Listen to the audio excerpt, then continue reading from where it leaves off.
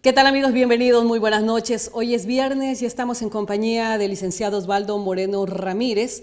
Él tiene una amplia experiencia asesorando candidatos y partidos políticos en América Latina, es politólogo, especializado en estrategia y diseño de campañas electorales. Le damos la más cordial bienvenida en esta noche para la provincia de El Oro. ¿Cómo ve usted el panorama político hoy en día? Bienvenido. Bueno, primero, buenas noches. Muy agradecido de estar en este medio. Un saludo a toda la gente de esta provincia, hermosa provincia mártir de la patria. Siempre un gusto estar aquí de visita. Bueno, en principio yo le diría que estaríamos a la espera de que las listas sean calificadas, impugnadas, registradas, etcétera. Eso creo que el plazo fenece en noviembre. Hasta entonces yo creo que el escenario estaría un poquito más claro. Ahora, sin embargo, hoy día creo que hay dos tendencias claras. Una en el lado oficialista, que creo que ya se definió con la candidatura del ex vicepresidente Moreno. Creo que ya es un hecho el binomio, que sería el actual vicepresidente, y que en todas las encuestas, amigas, enemigas, etcétera, están encabezando los sondeos de opinión, ¿no? Y otra, una primaria encubierta, es lo que yo llamo, una primaria informal que vive la oposición, digamos, entre la tendencia que lidera el señor Guillermo Lasso y la doctora Cynthia Viteri. Por ahí, eventualmente, habría que ver la evolución, digamos, ¿no? Como un enfermo.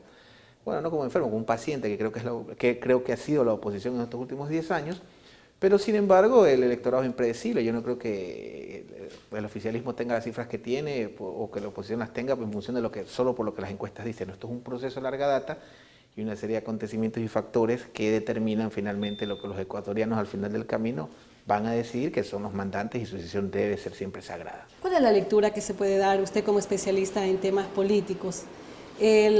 Justamente esa oposición, estamos hablando de la unidad y también estamos hablando de un acuerdo nacional, donde se han roto las ideologías, donde se han unido de diferentes movimientos y partidos políticos justamente para hacer una oposición al gobierno de turno. Mire, yo no soy periodista ni abogado, soy politólogo, y eso per se, por mi formación, hago análisis desde esa perspectiva, ¿no?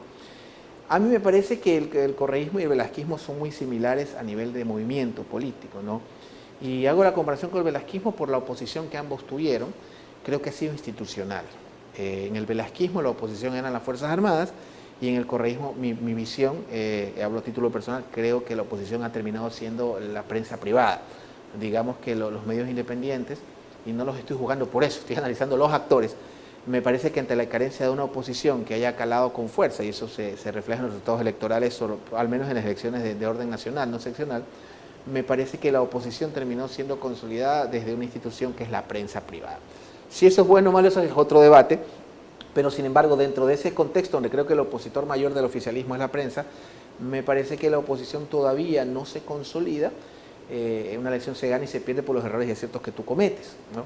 En ese contexto yo creo que la oposición ha cometido un error en el mensaje, un mensaje repetitivo, dictadura, descorrizar, miedo, etcétera, al margen de que sea o no legítimo. Eso ya se lo dejamos a la libertad de expresión. Considero que no ha capitalizado las demandas de los ciudadanos, al menos no a nivel nacional. A nivel local sí, vemos casos exitosos de la oposición. El caso del alcalde Nebot, al margen de todo lo que se daba de cuestionar su gestión, tiene cifras aceptables. El caso de Jimmy Jairala en Guayaquil, el caso del prefecto Quirola aquí en El Oro, el caso del alcalde. O sea, esa gestión suele ser evaluada por factores que son supraideológicos. Las personas quieren, es como que yo diga, toda la gente que votó por Rafael Correa es de izquierda o derecha. No, son gente que algunos por un factor ideológico han votado por él y otros votan porque lo consideran quien cubre sus demandas. Lo mismo a nivel seccional, llámese Juan, llámese Pedro, sea de izquierda, centro, etcétera. En todo caso, me parece a mí que esta elección tiene un misterio, ¿no? Y esa es mi gran duda. Al margen de lo que diga encuestas, no podemos caer como en México en la encuestocracia, pues no vamos a tener la cultura de las encuestas. Mi gran duda, mi gran pregunta, y lo elevo al análisis, al debate, es cómo va a reaccionar este electorado estando el gran ausente. El gran ausente de la contienda es el presidente de la República. Entonces, el que goza de gran credibilidad y según un rating regional está considerada en un tercer lugar. Sí, lo ha hecho Roy Campos, amigo, digo, como un gran profesional y amigo personal, y conozco la firma Mitoski, una de mayor prestigio y de estándares de calidad del mundo hispano. Incluso ya trabaja en Estados Unidos muchos años, una firma que tiene 40 años haciendo estudios de opinión. Para ellos Ecuador es como Jalisco en México, ¿no? Esa es la proporción, digamos, a nivel electoral. Pero al margen de eso, mi gran duda, con todo lo que también se le debe cuestionar al presidente, porque esa es la democracia, porque una gestión es sujeto a siempre mejorar, es perfectible. Y tener críticas también. Y debatir, por supuesto. Yo creo que en eso los movimientos de izquierda en general en la región han fallado un poco en la autocrítica. O sea, este gran ausente, entre comillas, sí. porque definitivamente Rafael Correa va a endosar esos votos a sus candidatos oficialistas. Mire, ¿O cuál es la percepción que se tiene? Mire, estimada, haciendo la aclaración a los televidentes, la voz de un analista no es la voz del pueblo, simplemente es una voz a título personal. A mí me parece que los votos no son endosables, el voto no es un cheque, no es un pagaré. Hay tendencias, obviamente, y hay bajo ese criterio los alcaldes oficialistas hubieran ganado la elección seccional. Cuando se maneja un discurso donde dice el oficialismo, si ustedes quieren que regrese la partidocracia o quieren que continúe el desarrollo del país, más escuelas, más hospitales, eso como que de alguna manera es un mensaje subliminal a decirle a los ecuatorianos, bueno, si estás satisfecho con lo que hoy en día pasa en las universidades, en los hospitales, lo que se ha hecho en carreteras, tienes que seguir votando por nosotros. Mire, el gran legado, creo yo, del proceso Correa, digamos, porque empieza en él y termina, o sea, muchos factores que habría que analizar, es esa gran red pública que ha sido la construcción y reconstrucción. Me parece, en mi opinión, en el aspecto institucional quedamos debiendo como el gran problema que tenemos desde Flores, ¿no? Desde que fundamos la patria en 1830 en Riobamba. La red vial, sin duda alguna, el tema de la salud, las becas, muchos factores que han de alguna manera apuntalado a Rafael Correa como un presidente desde mi punto de vista exitoso. Ahora, al margen del tema económico, que eso háblenlo con economistas, no conmigo, siempre igual hay un espacio para la oposición. Y la gran incógnita que yo digo, o que yo planteo, es cómo, es una hipótesis, no digo que va a pasar, cómo va a comportarse este electorado que 10 años seguidos ha votado por un candidato adjunto a una tendencia, ¿no es cierto? Digamos que accesoria, porque ha sido finalmente ese liderazgo muy fuerte que el país no tenía de mucho tiempo. ¿Cómo reaccionarían los electores sin Rafael Correa en la papeleta? Hoy por hoy los estudios de opinión, que son solo eso, estudios de opinión, dicen que Lenín Moreno encabeza, en algunos hasta 20, 30, 40 puntos de diferencia, en otros, pero no menos de 15 o 20 en todos los estudios, todos coinciden con eso. Sin embargo, veamos cómo el electorado se comporta y yo creo que en noviembre de pronto los visito y podríamos ya con listas calificadas tener un criterio un poquito más amplio, pero efectivamente la partidocracia, como la califica el oficialismo, no es que contraataca, pero tiene sus cuadros. El caso de Cintia Viteri, que es interesante en la costa. Paco Moncayo, digamos que termina siendo algo así como una cosa de un héroe que hay que reciclar, ¿no? El CNEPA, tiene tiene de dónde agarrar, ¿no?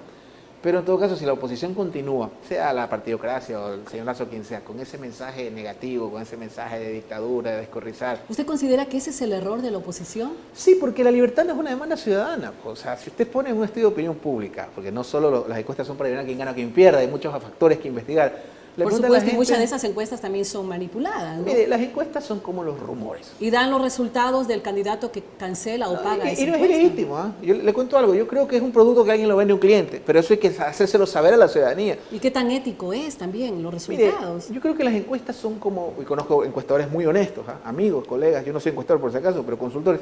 Mire, las encuestas son como los rumores. Hasta que llegan a tu oído, sugieren muchas interpretaciones. Entonces yo no creo que el concepto, y en eso tenemos mucho la culpa a la opinión pública, ustedes los periodistas, nosotros los analistas, de no hacerle entender a la ciudadanía que nadie gana porque una encuesta lo dice ni nadie pierde porque se equivoca. Ya. Las encuestas, no tenemos que generar, y esto va para los candidatos ganadores de encuestas y no candidatos ganadores de elecciones. Las encuestas son solo un parámetro que a Juan, María, Rosa, Manuel no le interesa, le interesa su día a día. Y las encuestas terminan siendo simplemente herramientas que a los generadores de opinión como nosotros, y me incluyo en la colada y me asumo parte de la culpa, a los apostadores de la política les interesa. Igual que las redes sociales. Pero una encuesta, afortunadamente, no es determinante. Si no veamos la historia de la patria, pues, estimada, el caso Bucaram versus Nebot, pues, yo he visto candidatos peleadores no solo de encuestas, de Exipol, el caso del alcalde en su momento, el caso de León Roldós, el mismo presidente Correa, que quedaba quinto en todas las encuestas cuando quedó presidente del Ecuador, así es. Entonces, yo creo que la encuesta no es un parámetro, pero tenemos una responsabilidad de los medios y los analistas de hacerle a la ciudadanía cuál es el verdadero rol de esas encuestas, ¿no? Definitivamente. Osvaldo, otra de las inquietudes es de qué forma el gobierno ha perdido terreno en cuanto a medidas tributarias, en cuanto a un impuesto solidario luego del terremoto en Manabí, las salvaguardias y tantos otros factores que son los caballos de batalla de la oposición. Mire, es indiscutible que tenemos un tema económico. O sea, hay que vivir en Marte para no darse cuenta. Para no darse cuenta y decir que no está pasando nada. Gracias a Dios no es 99. es una falacia decir que esto es Venezuela o que vamos a Venezuela, bajo ese concepto Bolivia, el comandante Ortega, de la región. A ver, hay un problema económico sin duda, y eso con economistas yo creo que la todología es uno de los mayores vicios que tenemos en este país. Hay que hablar de lo que uno cree que medio domina o que conoce. Yo creo que hay temas aparte del desgaste, y es natural. Lo anormal sería que no hubiera ese desgaste. Yo siempre pongo ejemplos de la vida cotidiana. No es lo mismo un noviazgo de 2 meses que un matrimonio de 10 años. O sea, es normal que exista un desgaste. El tema de impuestos, bueno, aquí hay un debate conceptual. En lo personal, hablaré a título personal, no milito en ningún partido político, al menos no por ahora, pero si usted se da cuenta, o sea, tampoco no podemos llevar al país a aquellos que aspiran a vivir en un paraíso fiscal, ¿no? Yo tampoco creo en ese estado catecista ni tampoco en ese paraíso fiscal. O sea, es más o menos como decir, yo no pago el ascensor del condominio porque vivo en la planta baja, o yo no pago los jardines de la ciudadela porque yo no tengo hijos. O sea, realmente el tema de los impuestos es una locura, querer prescindir de ellos. Que existan cargas tributarias, y ya había que consultar a un experto en el tema, que haga que sectores estén perjudicados es legítimo en democracia y es totalmente viable cuestionarlo, analizarlo. Pero yo no creo que el tema impositivo sea, digamos, algo que afecte a los sectores populares como una demanda. Definitivamente afecta a otros sectores, que también son legítimas sus demandas, pero al margen de aquello... O que sea dirimente para el voto del próximo febrero del 2017. Totalmente. Mire, yo creo que hay cosas que tiene el oficialismo aparte, más allá de eso, o sea, realmente el desgaste, o sea, insisto, sería anormal, antinatura, que después de una década en un país como el nuestro, o sea, no hay que ser genio ni Matusalén para recordar como el Ecuador de antes del 2006, ¿no? Que los efectos adversos, el costo fue alto, bueno, ese ya es un análisis para la historia. Mire, un colega suyo una vez me dijo abierta y alegremente en un medio, ¿qué opina de los juicios que va a tener el presidente cuando deje el poder? Y yo le dije, en una radio muy conocida de Quito, mire, yo no soy la justicia, lo que sí sé es que hay un juicio que no va a poder eludir, que es el de la historia. Entonces yo creo que la historia se va a encargar en algún momento con mayor objetividad, porque Rafael Correa tiene 50 años. Un tipo que no fuma, que no bebe, tengo entendido que anda en bicicleta 4, o sea, va a vivir 80 años muerto de risa, 90 tal vez, la expectativa ya cambió. Entonces hay Rafael Correa para largo, pero en todo puede caso, ser que hasta el 2021 se decida ser nuevamente candidato, tal vez, ¿no? Ahora, desde lo personal le cuento algo, yo soy enemigo, yo creo en la alternabilidad, a mí me parece triste que tengamos que debatir cuántas décadas puede estar un sujeto en una alcaldía, en lo que sea, pero no es un tema del Ecuador. Vaya, mire, yo estuve ayer en Perú, llegué de Lima a Machala. Y estuve viendo la televisión, usted ve lo mismo, Alan Toledo, bueno, Kuczynski, o sea, es un tema, mire, Uribe, que sigue vigente en Colombia. En Colombia, hay gente que está contra la paz, imagínense, está en Colombia, es un tema de locos, eso yo creo que es por un tema de un estudio sociológico psiquiátrico. Y cada cual con su argumento, ¿no? Válido. Muy convencido para convencer válido. con su mensaje político a los ciudadanos. Válido, ¿no? pero en todo caso, me parece que el oficialismo, al margen de las agendas de la oposición, que no son efectivas porque se reflejan en los resultados electorales, el oficialismo tiene otro tipo de problemas producto del desgaste que deberá analizarlo en su momento ya casi adentro y darle una cuenta a la historia en el juicio. Se ha cuestionado por parte de la oposición la mayoría en la Asamblea Nacional, donde según la oposición no ha legislado como tenía que legislar ni tampoco ha hecho su labor de fiscalizador, pero también habla la oposición de lograr una mayoría, esa mayoría móvil que también para nosotros está pegada con esa goma demasiado frágil, como sucedió en la unidad, donde aparentemente estaban unidos y cuando se candidatiza a Cynthia Viteri sucedieron casos bochornosos. Definitivamente, ¿de qué unidad estamos hablando? Mire, al margen del tema de la unidad, porque toda cohesión, toda amalgama para crearla tiene sus conflictos, o sea, lo normal sería que eso no suceda, eso pasa en todo yo creo que el oficialismo en ese sentido... Pero ¿cuál es la percepción que tiene el ciudadano elector? Claro, mire... Eso genera desconfianza. Si el oficialismo tuvo alguna pugna, la manejó muy bien porque no se vio, pero al margen de eso hay lo que es sumamente importante. La alternabilidad política, los actores que tenemos en este momento, la coyuntura que vive el país, amerita, yo no criticaría lo de las... Mire, el problema de la Asamblea no creo que es la agenda. El pueblo ecuatoriano eligió, el Oro, por ejemplo, 4 de 5. Manabí, 5 de 5 en el Distrito Norte. En Guayaquil, opositora, Guayas, 18, 16, 17 de 20. Interesantísimo el número, No, por favor, entonces eso nos da... Yo no puedo cuestionar la agenda legislativa, porque eso decidió el pueblo, no yo. Así es. Lo que sí se puede y se debe de cuestionar es la calidad de los contenidos de algunos asambleístas, de todos los bandos. ¿Ya? Entonces sí creo que la asamblea, la agenda yo no me puedo meter porque eso no decidieron ellos, sino el pueblo ecuatoriano sagradamente en las urnas. Es el tema de las agendas y los contenidos. Sí creo, y en eso conmino a los políticos que le vemos un poco la... No me refiero a una pechedecracia tampoco, yo no creo en una pechedecracia, ¿no? Pero sí creo que es un tema más de valores ecuménicos, no ideológicos. Hablamos hoy día en la conferencia de valores, ¿no? O sea, que cumplan el rol de representar a los ecuatorianos, a sus Totalmente, provincias. totalmente, pero tenemos que proyectar ese cambio No la en agenda política. partidista. Mire, es que no hay partidos en el Ecuador, estimado. Los partidos, o sea, aquí un chico de 20 años entra a un partido político y cuando se va a la universidad ya no existe. El 90% de la clase política ha militado en el 100% de los partidos políticos, no es por culpa de ellos. Hoy día yo le decía a los alcaldes que fueron a la conferencia, olvídense, cámbiense de todos los partidos que quieran, sirvan a la gente. Esto no es México. Si fuera un país con partidos legendarios, tal vez el social cristiano que es regional, pero no hay un solo partido nacional en todo el Ecuador. El socialista, de pronto, que tiene más de 100 años, pero son partidos mínimos. Entonces, en ese contexto yo creo que la apuesta debe ser a honrar la práctica política, haciendo el ejercicio que es todo lo contrario a lo que hizo que la clase política pierda credibilidad. La actividad política, y lo hablamos hoy día, perdió su credibilidad por una sencilla razón: mal gobierno. La forma de devolverle a la política esa credibilidad es haciendo en prácticas todo lo contrario. Y lo contrario a mal gobierno, ¿qué es? Buen gobierno. Hacer un buen gobierno. Dejarle la política a la política. ¿Cuál es la lectura que da Osvaldo cuando se habla de que hay gente que está todavía no está decidida por quién votar? Hay un indeciso, un número totalmente preocupante y estamos a pocos meses ya de las elecciones. Bueno, lo anormal sería que no existan. O sea, yo también, si usted me Pero en ese pregunta a mí, porcentaje están hablando del 60%. Hay países donde el ausentismo es el 50%. Mire, yo creo que todavía falta mucho. Estamos hablando que en noviembre recién se califican las candidatas. Se inscriben en octubre y están calificadas casi terminando noviembre. Eso, bueno, lo decía la autoridad electoral. Pero el momento que ya estén calificadas, inscritos, muertos, heridos, etcétera, bautizados, los candidatos ya calificados, registrados, yo creo que en otra entrevista podría yo darle una opinión en ese sentido. Bienvenido, no, yo encantado de venir acá. Yo encantado de venir a ¿Cuál cree usted que debe ser el mensaje de los políticos? En general, opositores, propositivo, constructivo, de unir. Los ecuatorianos queremos paz. No queremos broncas entre alcaldes, prefectos, presidentes, juntas. O sea, la unión. Obviamente no puede haber un mundo utópico, pero sí el trabajo conjunto. El terremoto, por ejemplo, el terremoto que fue un hecho. Mire, el terremoto de Haití, que fue menos que el que tuvimos en Manabí, dejó 200.000 muertos, ¿no? Las mismas Fuerzas Armadas en su reacción creo que fue muy interesante. O sea, un área ajena, una catástrofe. Tío. Yo soy experto en catástrofes, pero yo lo pongo: mañana tengo terremoto y el jueves tenemos tsunami y la otra semana el volcán.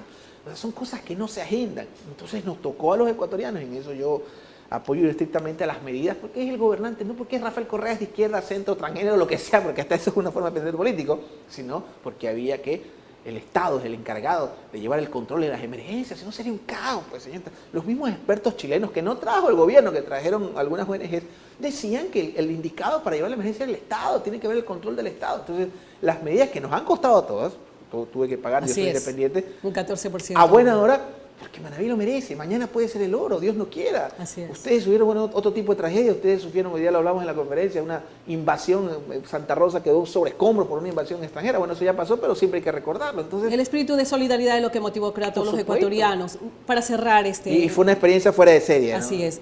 Sí, la unidad fue muy grande y eso fue extraordinario. Qué pena que duró tan poco. Para cerrar, ¿Cómo no? las fortalezas y las debilidades, Paco Moncayo.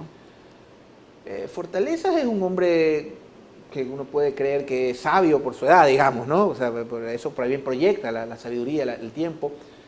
Fortaleza, se puede generar la historia, digamos, el historytelling, que es lo que dicen los gringos, ¿no? Un poco el relato del héroe. Ya. Hay que recordar que el triunfo militar, no dicho por nosotros, no por los especialistas bélicos, fue el triunfo del CENEPA, ¿no? Lamentablemente la diplomacia tuvo otro destino. ¿Debilidad? Debilidad, un partido digamos, muy partidocracia 2.0, le falta. A mí me gusta la concepción de una izquierda democrática, pero habría que ver el discurso repetitivo de la oposición. Cintia Viteri. La doctora Viteri tiene que empezar a entender que ya no es legisladora opositora, ¿no? Dejar de hablar de libertad, de dictadura, de este gobierno. Debe de centrarse a comunicar y a proponer. Debe de entender, así, alguien tiene que decir: oye, ya no eres asambleísta, ya no estás en la asamblea, eres presidencial. Ubicarla ya, que es candidata a la presidencia. Que es candidata a la presidencia. Que, ojo, yo la veo un perfil interesante. Su relato, fue madre soltera, trabajaba como vendedora de productos. O sea, tiene un relato extraordinario, joven, una mujer preparada, pero sigue en el mismo error que comete la oposición, Guillermo Lasso. El discurso del dolor. Guillermo Lasso me parece que tiene un mérito, que es de los pocos empresarios que entendieron que o hace política o hace empresa, se ha dedicado 5 años, tiene los medios. Me parece la campaña muy agringada, muy de convención gringa, Hotel 5 Estrellas, no lo veo en puerta a puerta. Superficial, como que no llega. Más que aérea, diría yo. Bueno, digamos. Lenín Moreno. Un bonito relato, es el, bueno, no quiero, espero que no salir el sábado en la SECOM, pero es el policía bueno del correísmo, ¿no es cierto? Es la figura, digamos. ¿Qué significa eso? ¿El obediente? No, el policía bueno. ¿El no deliberante? No, el dócil, pero no servir, ojo, la persona buena, o sea, la que usted con Correa... Es que él ha dicho cosas muy importantes. Sí. Él habló de tolerancia. Sí. Ese es un mensaje subliminal. No, por supuesto. Él habló de permitir el ingreso completo de todos los estudiantes a las universidades. Ese es un llamado de atención. Claro, entre muchísimas cosas más que debemos cuestionar el oficialismo. Yo, por ejemplo, cuestiono la visa 9. La visa 9 permite que por $500 cualquiera con título de nivel venga y se instale en el lugar para siempre. Debería aplicarse a nivel de reciprocidad, ¿no? Donde los estados no nos dan. Pero bueno, eso es otro debate. Lenín Moreno me parece el policía bueno, es decir, Correa es el severo, el temperamental, que el país necesitaba un carácter como ese en ese momento determinado de la historia. Y Moreno es lo contrario, es el policía bueno y el malo, digamos, el severo, ¿no? Tal es así que Glass, yo creo que se me parece un poco a Guillermo Lasso, no se consolida, no porque sea un buen o mal candidato, sino porque tenía esas dos figuras. Es como el caso de Gómez en el tenis. Andrés Gómez no fue primero del mundo sencillamente porque tenía unos monstruos, a Lenden, a Chang, a Agassi, etc. Entonces, en el caso de Glass, yo creo que su candidatura se hubiera consolidado en otro escenario, pero con una figura tan fuerte como la de Rafael Correa y una figura tan admirada como Lenín Moreno, y lo dicen los números, no lo digo yo, con todo lo que se va a cuestionar también a Moreno en su momento. Yo creo que hoy por hoy, si las elecciones fueran hoy, yo creo que el oficialismo tendría muchas posibilidades de repetir un triunfo en primera vuelta. Muchísimas gracias. En noviembre no sé. Vamos a tener la oportunidad de estar nuevamente en este espacio de entrevistas a Osvaldo Moreno Ramírez, licenciado en Ciencias Sociales y Políticas, nuestro invitado de esta noche. Encantado. Gracias por acompañarnos, amigos. Vamos a la pausa y enseguida con más noticias aquí en Orovisión.